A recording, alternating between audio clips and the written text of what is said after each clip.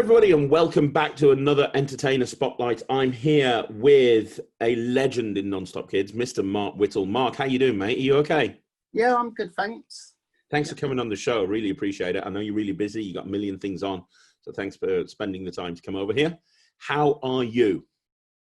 I'm all right. Been busy with my day job, working in a school. So yeah, school's over, so hopefully some more free time. That's amazing. And I want to talk about that a little bit. But first of all, to give people background, you're classed as the London team because you're down south, but you're not quite in central London. You're more Stevenage sort of way, aren't you, around there? Yeah, sort of up near Sandy, near sort of Bedfordshire sort of way. Yeah. Perfect. And you've been working with us now. It must be coming up on 2 years. It must be coming up. Yeah, I started November 2018. There you go. But and I want to talk about everything, but you were a very experienced entertainer when you started working with us. I mean, it wasn't just like you didn't do anything and then you joined Non-Stop Kids. You've been doing entertaining for a long time. When did you start? When was the whole start of your journey? The start of the journey with entertaining was back in about 2012, sort of messing around with balloons. You know, like you get the Christmas cracker type balloons and gifts packages. I got given one of those, messing around. And then my son attended a party at someone's house and they had an entertainer there.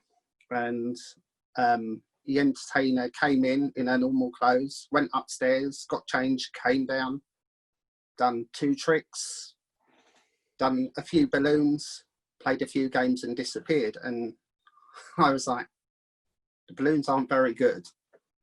So I said to Mum, oh, would you like me to go and get my balloons? I went and got them. I made all the children a balloon. So that was sort of gave me the start of wanting to do it. Mm-hmm. And then it took until about, I'd say 2015 to actually start doing it. Okay, so you spent 3 years kind of practicing and... Yeah. It was 3 years of sort of practicing, finding out what sort of things work well and buying tricks and then sort of putting them in the cupboard because I didn't get on with them. So yeah, 3 years of sort of practicing. And then my son, he had a friend at school at the time who wanted a entertainer for a birthday party, and they knew that I'd done balloons and started entertaining, so they asked me if I could do it, which I said yes, and started from them basically. That's amazing. That's fantastic.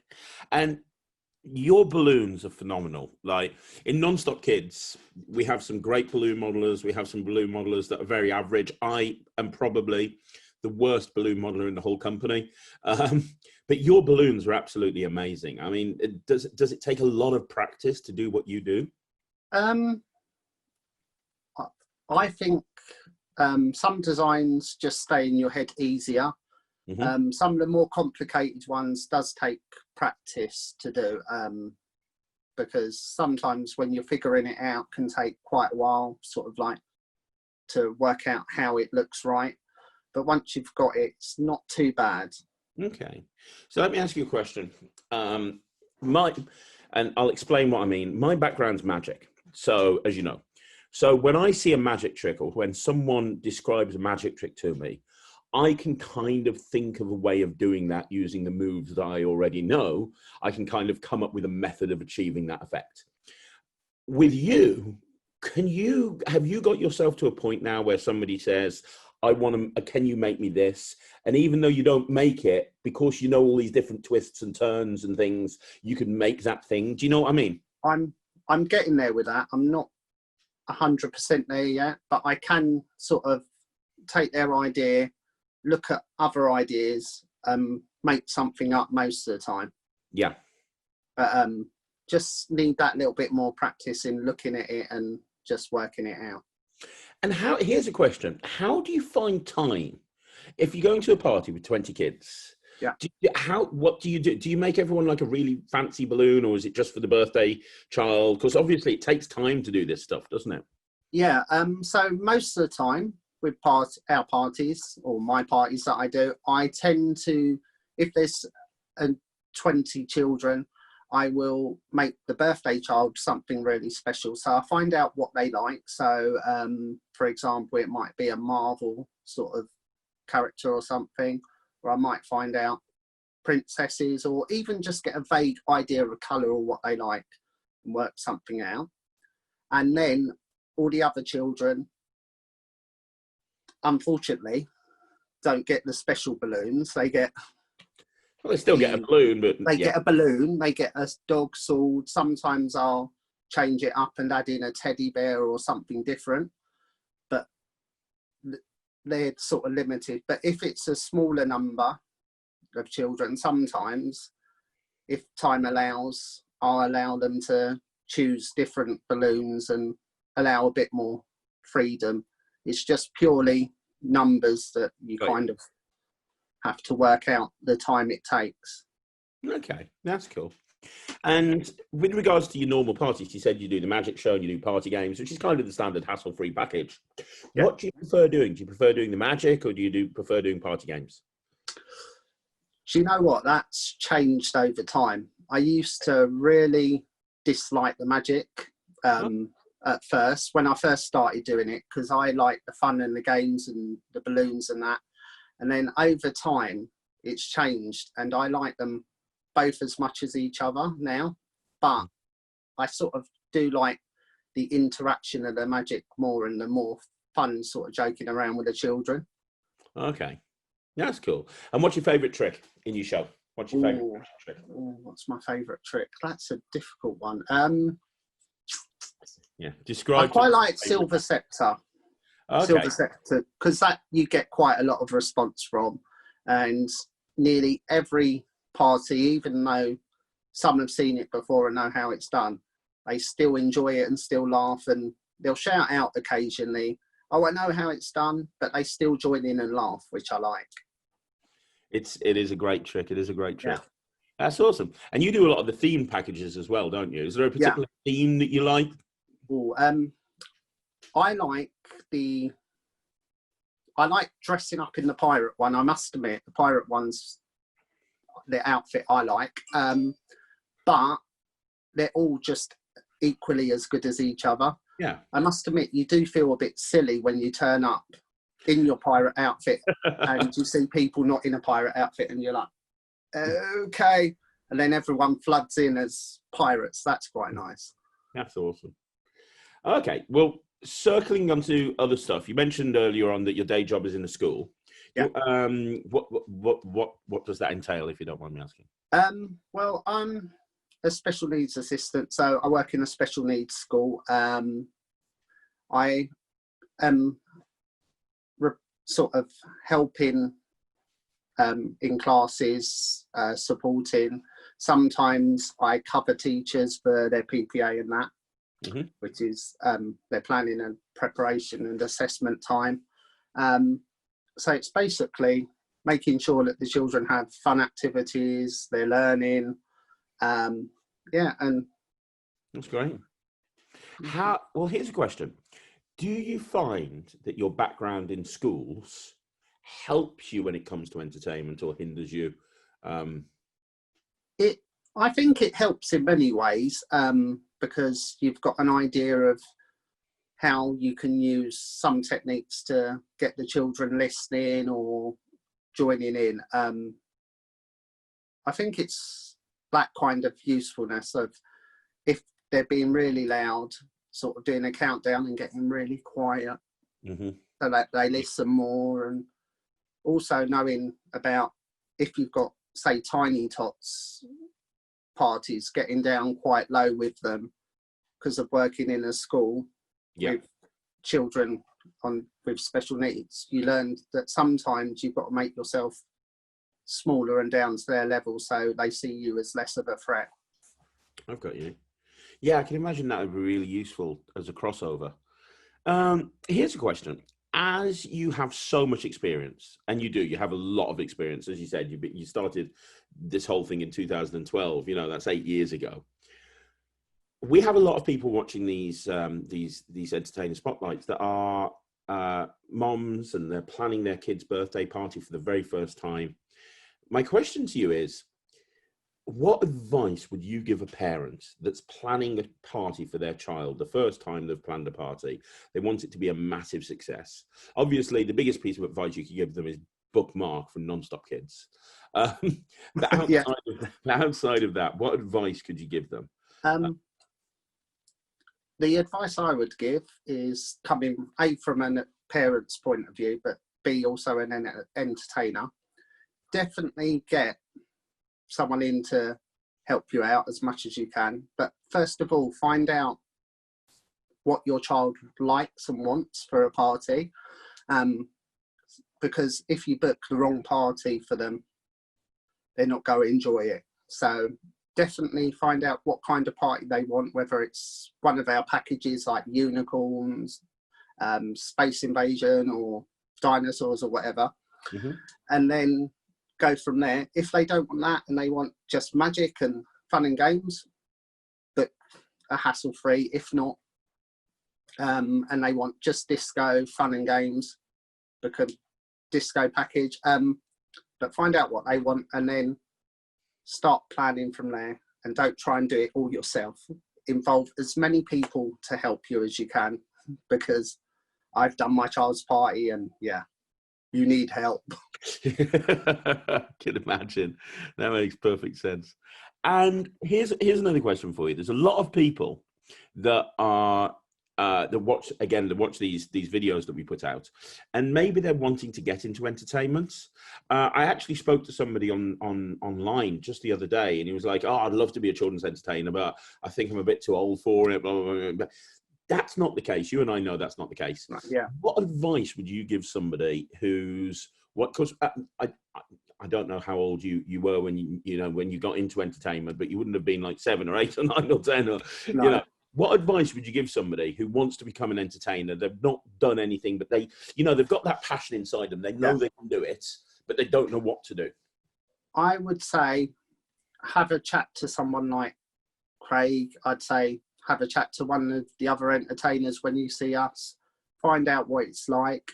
Maybe even just sort of try with your own children or sort of friends' children to give it a go. Just play some games, see if you enjoy it, and then just go for it. Find a way of doing it. If you really want to be an entertainer and love it, either find a way of doing it yourself or join a fabulous team like Non-Stop Kids. Perfect. That's great advice. Now, moving kind of back to sort of kids entertainment for a second. We're filming this right now towards the end of July, and we've obviously just got through lockdown, which has been a bit of a crazy time, and restrictions are starting to be eased, and people are allowed to gather and so on and so forth. And we've just started doing garden parties, socially distanced garden parties. You are one of the very first entertainers to start doing garden parties, because you're so, and just for those of you that are watching this, Mark is an amazing entertainer. We are so glad that he's part of Non-Stop Kids. The feedback that you get is nothing short of phenomenal. You're the sort of person, and I know you are, that puts 150% into everything that you do. And that's reflected in the fact that every single person I've ever spoken to, not just in the office, but kids at parties, the parents, the clients, everybody thinks you're amazing. Because you are, Mark, you're brilliant, and you're such an amazing part of Non-Stop Kids, and which is why when we started doing garden parties, you were one of the very first people that we called on, because we knew that you would go in and you'd do it right and you'd do it perfectly, which you have. The reason I'm talking about all of this is, what advice, there are going to be people watching this that are considering maybe booking garden parties now and considering doing something like that. What advice would you give somebody who's booking a garden party? I would say the first thing to do is think who you're going to invite and the space that you've got, because try a social distance on a postage stamp won't work. But yeah, think about the space, and then if you've got enough space, got the right amount of people, definitely book non-stop kids, because our party packages are amazing. And also, once we're there, we'll work with you to make sure that your party runs as smooth as any other party that we do. And we'll just work with you on tweaking aspects just to make it fit your space and your guests. Mm-hmm. That's great, because there are so many people contacting us at the moment, and they're like, oh, social distancing and government guidelines, can a party work? You know, in these times of this new normal, and it absolutely can work, can't it? I mean, you're proof of that. You've done like 2 or 3 of them now at this point. Yeah, they can have just as much fun with a socially distanced party as any other party. It just means that we just have to change it around a little. We're not getting people up to perform with us. We're getting them to stand on their space where they are and like get, say, for example, the birthday child to hold something like a remote control or a breadstick or something as a magic wand instead. We just have to change stuff around, that's all. That's great. That's great. And I think the kids that are at the garden parties, or at least from my experience anyway, they don't even realize that the social, they don't realize it's a different experience to what it would have been before lockdown. They don't realize that we've put different measures in place. They're having just as much fun. The only difference that they will notice and they sort of pick up on is us having a visible sort of marking out of our distance between them and us, so like cones or rope or something, just so that there's a visible line for them so they know not to cross it, because we're desperately trying to keep that social distance between everyone, to keep, like, from us and from the children, to keep both us and the children safe. And that's the only thing that they'll realise is different. Otherwise it's basically the same show and they don't know any different. That's great. That's awesome. That's really, that's great advice. It's great to hear that from you, because obviously you've been out there, you've done them. It's great to hear your experiences. That's awesome. Okay, one last question. What's on the bucket list now, Mr. Whittle? So you've achieved more, you know, there's thousands of people out there that want to be children's entertainers and they've never taken the leap that you have. What's next? Is there a particular thing that you want to achieve, or a particular trick you want to put in your act, or what's on the bucket list? I hadn't thought of that. I would say I want to improve my balloons to the level of some of the famous balloon artists like Matt Balloon or Buster Balloon, or someone sort of big balloon artist out there. I want to improve my balloons. Buster Balloon is amazing. He is. I was blown away when I first saw some of his stuff. I'm like, how is that? I remember him doing a Doctor Who one, because I'm a massive Doctor Who fan. I remember him doing like what felt like a full-size TARDIS with the David Tennant Doctor looking absolute. I'm like, how can you make that out of a balloon? That's just ridiculous. But there is just so many amazing, talented artists out there that you can sort of see their work and learn from, and they're just like they're like movie stars to us. Us people that work with balloons just look up to them and go, wow, I want to create that. So yeah, that's brilliant. That's amazing. Well, I know 100% that you will get there, because you're a very driven person. Okay, well, what we're going to do right now is we're going to change things up a little bit, and we are going to have if I can do this, yes, we're going to have a quick fire round, Mark. So I'm going to ask you as many questions as I can if I can. There you go. I'm going to ask you as many questions as I can. Hang on a minute. Have I still got, hang on, sorry about this. Yes, there we go. So I'm going to ask you as many questions as I can in 3.5 minutes. And you have to answer them as quickly as you can. Now we have a scoreboard, a leaderboard of who the fastest answerers were. The top person is Pete Mallet, who's based in the Midlands team. You have the chance to bring this down to Team London. So You can bring it back down. It's gone from London Yeah. to Wales, to Manchester, to Midlands, back to Liverpool and Manchester, and then back down to the Midlands. So it started off in London. You can bring it back. Okay. Hopefully for London I'll do it. But guys, if you're on the London team, yeah, if I fail, I'm not from London, yeah, just to save you.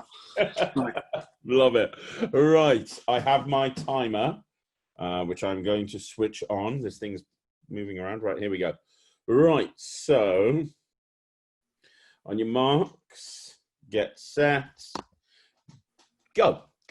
If you could buy any type of food right now, what would you buy? Cream cakes. Love it. What colour is your toothbrush? Blue, I think. If you could be any type of animal, what would you be and why? An owl, because it flies through the air and looks so graceful. Love it. Who is your favourite superhero and why? Wolverine, because of the sharp claws. Great.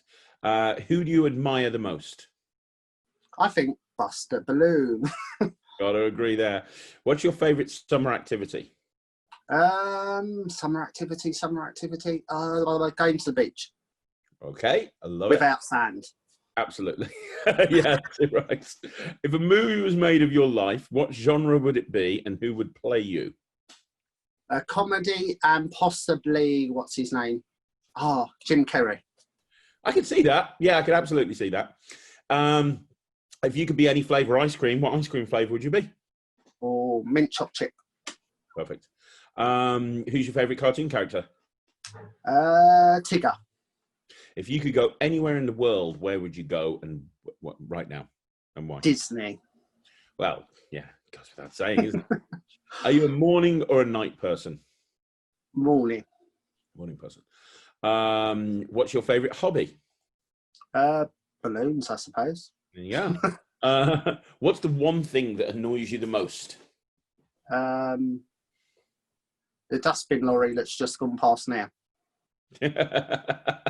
Absolutely. If you could trade lives with anyone for a day, who would it be and why? I would trade lives with Stitch, because he is an amazing cartoon character that's a bit fun and crazy. And also, you know what it's like going to space, so win. Yeah, didn't think of that one. Yeah. Absolutely. Bonus points. What's the first thing you do when you get up in the morning? Go for a coffee. Love it. Where would you go if you were invisible?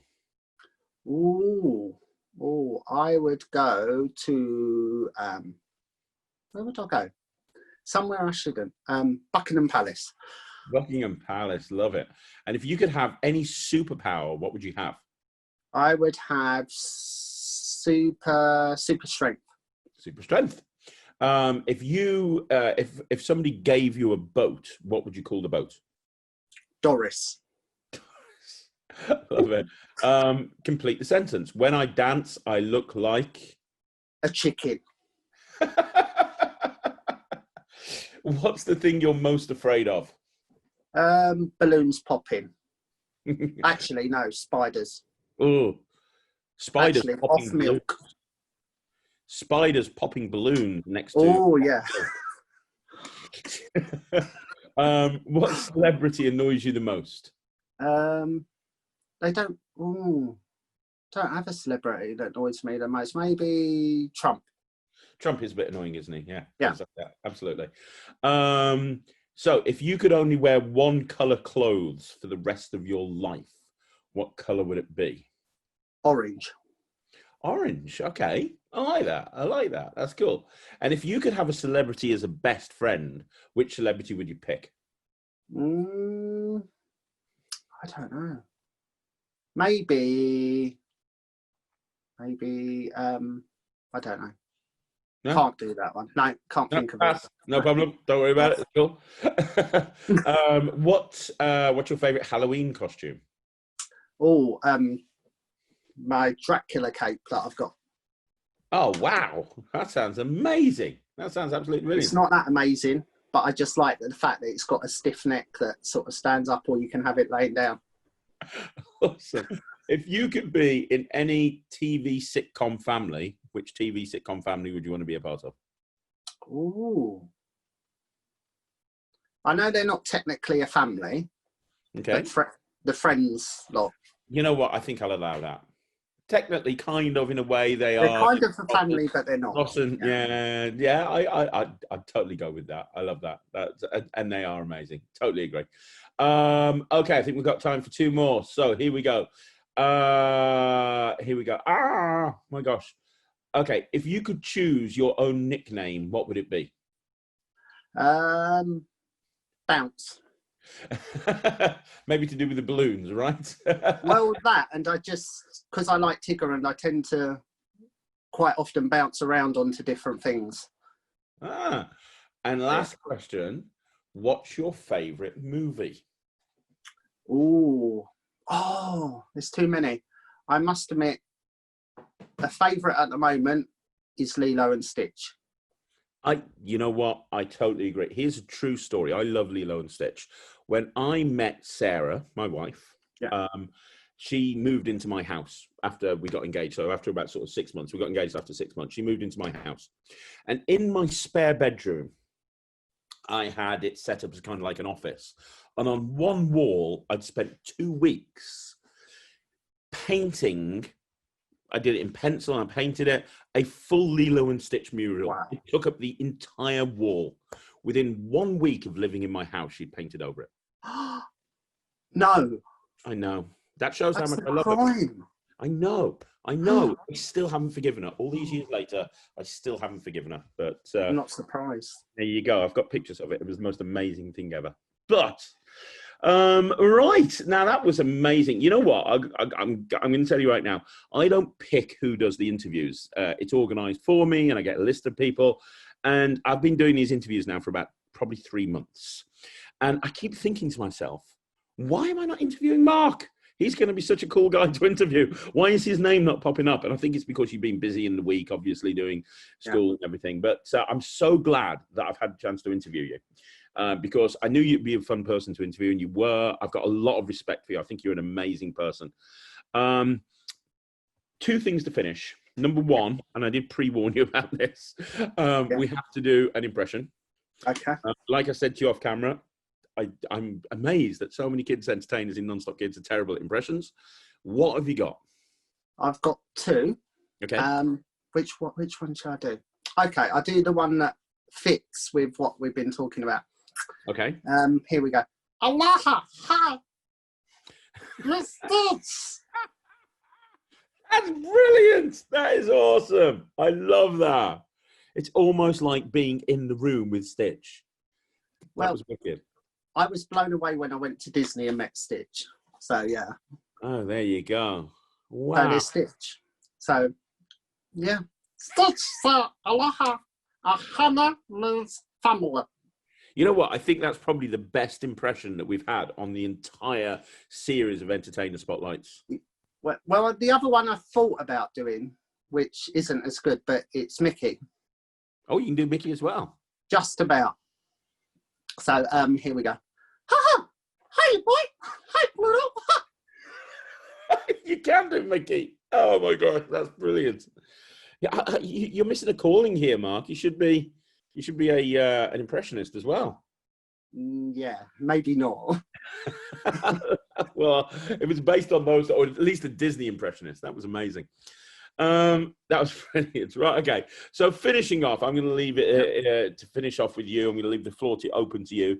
Why don't we finish this off by offering everybody who's watching this, the thousands of people that are watching this, one little piece of advice from you. It doesn't have to be about entertainment or schools or Disney or anything. Just one thing that you've learned from all your years on this planet that you'd like to finish off by imparting to everyone. One thing I'd like to leave with you guys is